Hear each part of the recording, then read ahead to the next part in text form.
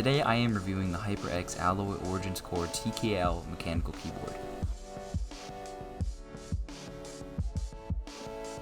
To start off, this thing has beautiful RGB lighting, and with its 3 saved presets you can change that lighting pattern at any time. You can change these by using the function key with F1, F2, or F3. You may also use the function key to put the brightness up and down, with the up and down arrow. This keyboard does have software you can install, but this is a downside of this thing. With a high quality company like HyperX, I would expect them to have a downloadable software that is easy to edit your presets and lighting settings, but it's really not.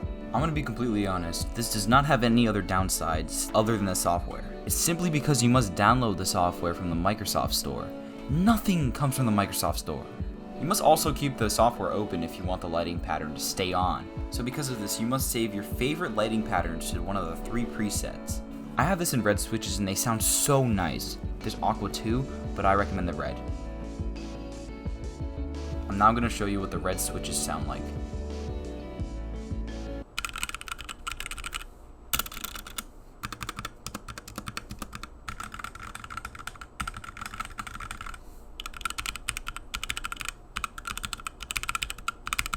Anyways, this is a short review on this HyperX keyboard.